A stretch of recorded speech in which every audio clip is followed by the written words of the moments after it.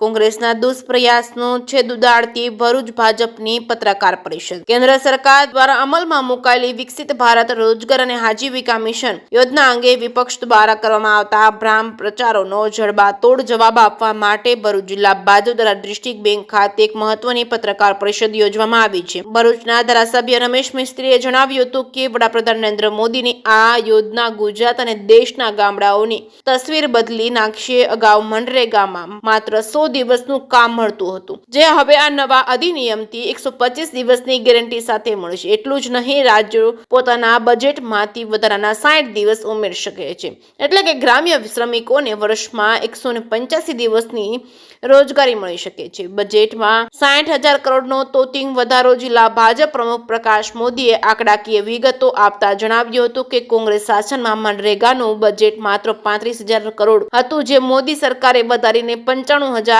કરોડ કર્યું છે। આ યોજના હેઠળ 60% ફંડ કેન્દ્ર અને 40% રાજ્ય સરકાર આપશે। આ અધિનિયમથી સાપ્તાહિક વેતન ચૂકવણીની વ્યવસ્થા કરાઈ હતી, જેથી કામદારોએ એક સપ્તાહમાં નાણાં મળી જશે। પત્રકાર પરિષદમાં ભાજપના આગેવાનોએ સ્પષ્ટ કર્યું હતું કે યોજનાના નામમાં રામજી શબ્દને લઈને કોંગ્રેસ ખોટો વિવાદ ઉભો કરી રહી છે। આ યોજના મહાત્મા ગાંધીજીની વિચારધારાને અનુરૂપ છે। ગ્રામ્ય ભારતને આત્મનિર્ભર બનાવવાની મોદી સરકારની ગેરંટી છે। આ પરિષદમાં ઝઘડિયાના ધારાસભ્ય રીતેશ વસાવા અને મહામંત્રી ફતેહસિંહ ગોહિલ પણ ઉપસ્થિત રહ્યા હતા। જે.કે. સિંહ ગુજરાતી સાથે કેતન મહેતા, ભરૂચ।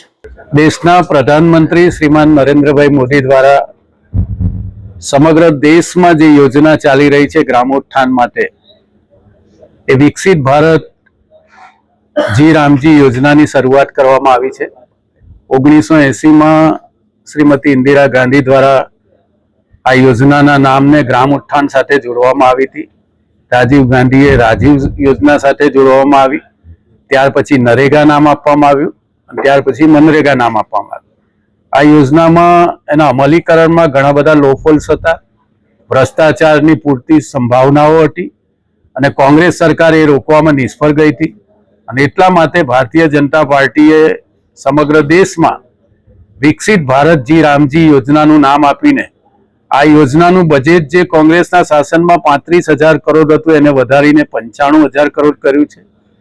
ગામના શ્રમિકને 100 દિવસ રોજગારીની જે ગેરંટી હતી એના સ્થાને 125 દિવસની ગેરંટી આ યોજનામાં આપવામાં આવી છે।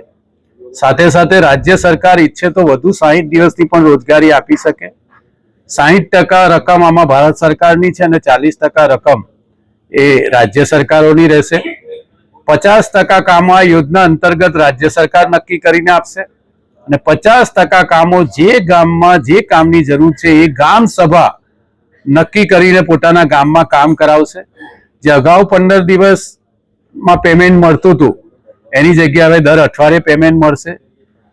અને એટલા માટે પ્રધાનમંત્રી નરેન્દ્રભાઈ મોદીએ આ યોજના જાહેર કર્યા પછી દેશના વિપક્ષે, ખાસ કરીને કોંગ્રેસે, જેણે પોતાના શાસન દરમિયાન આ યોજનામાં ભ્રષ્ટાચાર ચાલુ રહ્યો અને કોઈ પગલાં લીધા નહીં, આ યોજનાને અસરકારક બનાવવા માટે અને પ્રજા સમક્ષ કોંગ્રેસની આ નકારાત્મક રાજનીતિને ખુલ્લી પાડવા માટે અને જી રામજી નામથી કોંગ્રેસને એટલો વાંધો છે કે મહાત્મા ગાંધીજી જ્યારે જીવતા હતા ત્યારે એમણે ભગવાન રામનું સ્વદેશીના શસ્ત્રને, સ્વચ્છતાના શસ્ત્રને અને પોતાના રોજના કીર્તનમાં પણ રામ નામની વાત કરી હતી અને પોતાના અંતિમ દિવસે મૃત્યુના સમયે પણ એમણે હે રામ કરીને વાત કરી હતી। રામના અસ્તિત્વને નકારનારી કોંગ્રેસ એને આજે રામ મંદિરના કારણે ભગવાન રામ સાથે પણ સુખ છે।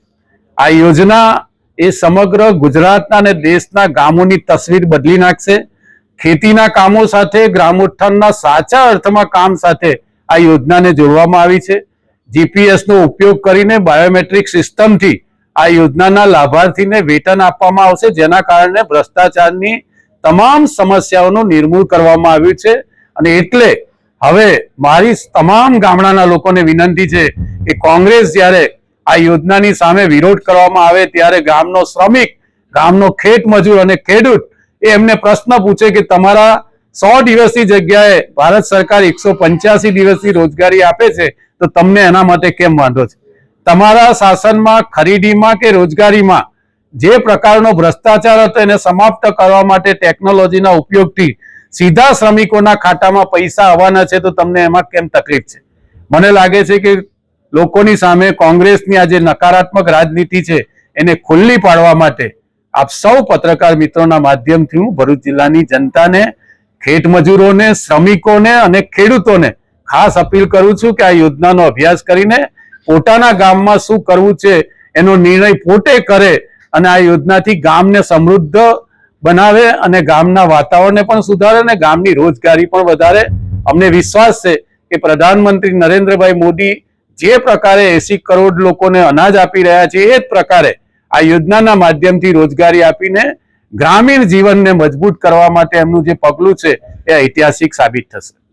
વિકસિત ભારત જી રામજી એ યોજના હેઠળ જે તાજેતરમાં જી રામજી નામ આપવામાં આવ્યું અને એના સંદર્ભમાં કોંગ્રેસ તરફથી જે બુમરાણ મચાવવામાં આવી એના સંદર્ભમાં લોકો સુધી સ્પષ્ટ અને ક્લિયર વાત પહોંચે એ માટે આજે ભરૂચ જિલ્લા ભારતીય જનતા